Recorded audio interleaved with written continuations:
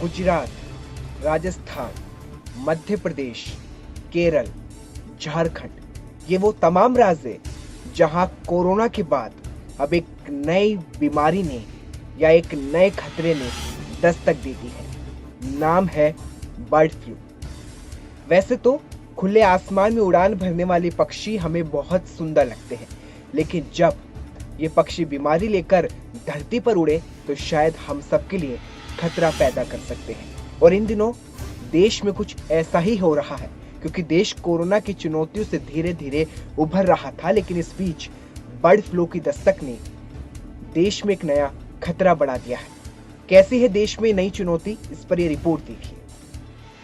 देश पर corona virus के बाद अब बर्ड फ्लू का खतरा मंडरा रहा है। हिमाचल प्रदेश, मध्य प्रदेश और केरल में बर्ड फ्लू की पुष्टि हो गई है। वहीं राजस्थान और गुजरात में पक्षियों की मौत के बाद प्रशासन अलर्ट है। पिछले कुछ दिनों में हिमाचल में 1700 और एमपी में 300 से ज्यादा पक्षियों की मौत हो गई। वहीं राजस्थान में 250 और गुजरात में 50 से ज्यादा पक्षियों की मौत हो चुकी है।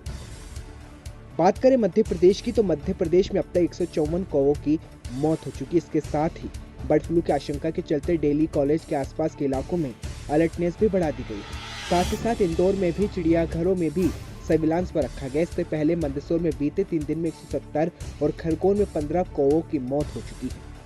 हिमाचल में भी चिकन और अंडों की बिक्री पर पूरी तरह से रोक लगा दी गई। हिमाचल प्रदेश के पोंग बोध में 1700 विदेशी पक्षियों की मौत बर्ड फ्लू की वजह से हुई थी। रिपोर्ट के मुताबिक पक्षियों में बर्ड फ्लू एवियन होने की संभावनाएं जताई जा रही थी। हालांकि भोपाल से आने वाली रिपोर्ट के बाद ही पता चल पाएगा कि बर्ड फ्लू किस प्रकार का है। इस बीच कांगड़ा, किंदौर, फतेहपुर, जवाली और दोहरा में चिकन और अंडे की बिक्री पर भी रोक लगा दी गई है। केरल के कई इलाकों में भी प्रभावित हुए। केरल में बर्ड फ्लू के मामलों की पुष्टि के होने के बाद हालात बिगड़े हैं। हालात की निगरानी रखते हुए कंट्रोल रूम बनाया गया है। वहीं वन व पशुपालन और डेयरी विकास मंत्री ने आलापुझा व कोट्टयम जिले के बर्ड फ्लू की पुष्टि कर दी है। हालांकि इससे इंसानों के संक्रमित होने की संभावना नहीं बताई गई है, लेकिन केरल में भी प्रभावित इलाकों के 1 किलोमीटर में पक्षियों को मारने की इजाजत दी गई है।